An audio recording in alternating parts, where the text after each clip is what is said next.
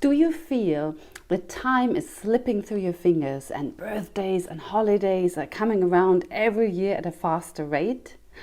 Welcome to this video in which I will explain to you why this is and what you can do to slow down your lifetime. Welcome to the series Mental Health Bites. Navigate life, thrive, and have positive impact. I'm a runner. I'm not an overly ambitious runner, but I do like to go for my regular run. And I normally go to the same track every time. It's a beautiful track through the forest, by the lake, nothing to complain about. But recently, I've just took another left into the woods and just kept on running. And when I got back to the car, I noticed that I had run A, much longer, and B, it didn't feel like it, and C, I was more engaged and wasn't that exhausted. I had disrupted my routine, and that's why my feeling of time and my level of engagement has changed.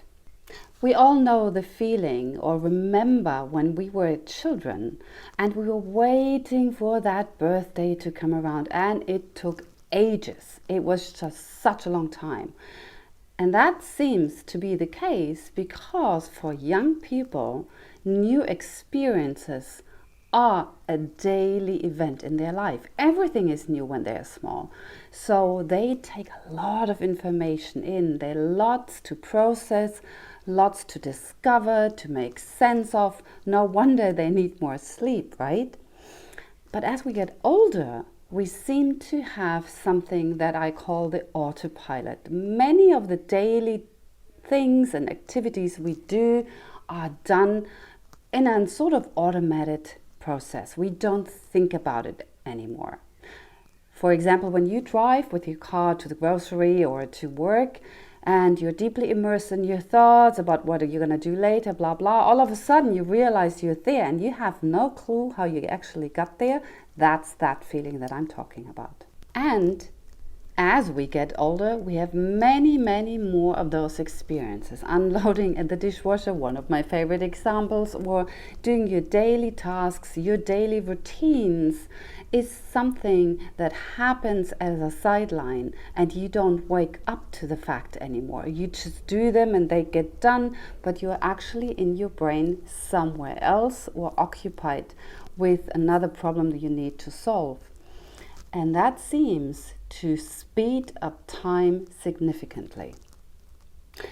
There's research on that, obviously, and of course, because we want to have as much time felt-wise as possible. And there are several theories. Two I find make sense to me at least. One is that when we have novel experiences, something that we normally don't experience, we take it in more lively, we take it in at a higher rate, like on HD format. We take more information about that new situation in, and that makes the situation or the memory of that to appear more lively and more vivid. Whereas things that we do daily, they get done on the back burner, and it saves the brain a lot of capacity to not bring it so much into the middle of our attention. That's number one. The second method is by a researcher from Duke University, Bejan. He actually did a YouTube video, which I have in the description on that topic. And he has an interesting approach. More research has to be done about that. But he basically states that as we get older, we have a quite complex neural network in our brain. And every information, electricity that needs to go from A to B needs to travel greater distance. And at the same time, our capacity to take more information, more imagery in decreases. So longer distance in the brain, decreased capacity of taking new information in, and that becomes sort of a different timing. Image rate timing differs from the actually clock time on the watch we have, and that difference seems to cause the effect of time running much faster. At the end of the day, it doesn't really matter why it happens for us. We want to know what we can do, right? To live life fully and enjoy it and not have the feeling life races by and all of a sudden we are done with it. So here are 2 things you can do that I find really helpful and that has been proven to be helpful. So the first one I call disruption. You need to disrupt yourself. You need to get out of your autopilot. And because if you do that, you have more chances of taking information in. But we are pretty stubborn. We are not easily to be taken out of autopilot mode. So you need to help yourself, for example, by setting yourself a timer. Set yourself a timer randomly throughout the day. And when it goes off, you stop everything you do. Do not do that when you drive a car, okay? But other than that, stop yourself for a moment and check in. I call it the wake up and check in method. So you literally check in. How am I going? How's my breathing? How does my body feel? What feelings do I have at this moment? So what's happening? That's the inwards method. And the outwards method is, what am I doing here?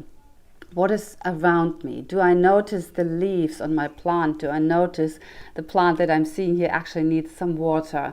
What is the person that I'm with at the moment wearing? What is her facial expression at the moment? Can I take more details in of the given situation that I'm in? And that's enough. That's your disruption.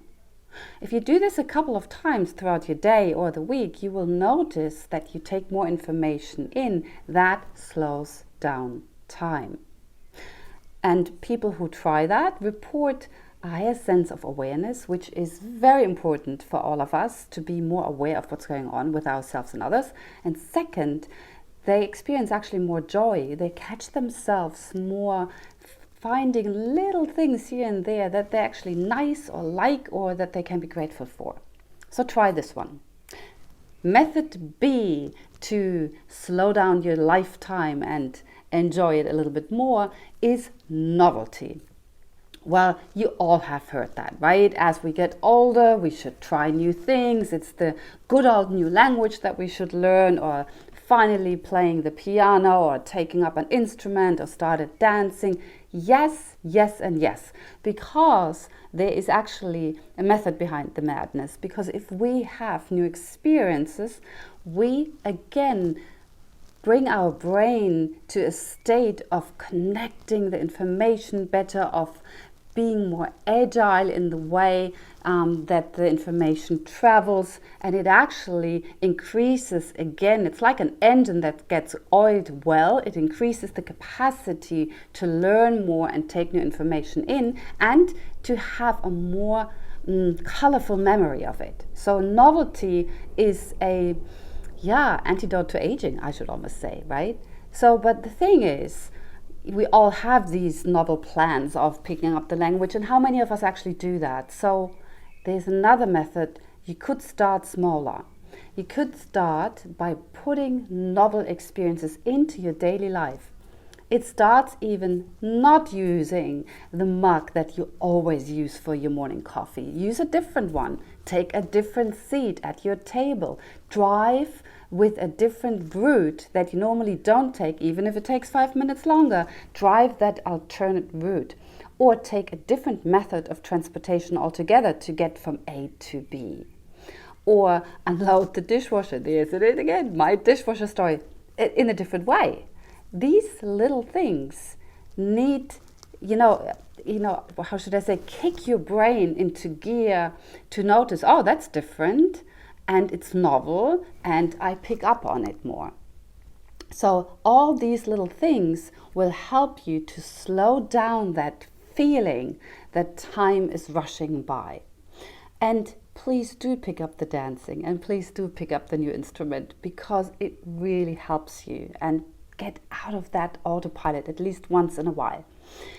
Yeah, that's it for today. I hope you like that. Try it out, talk to others about it, and go on a challenge together to do things differently with your partner, with your family, with the people you work with, and let me know in the commentary whether it works for you or not.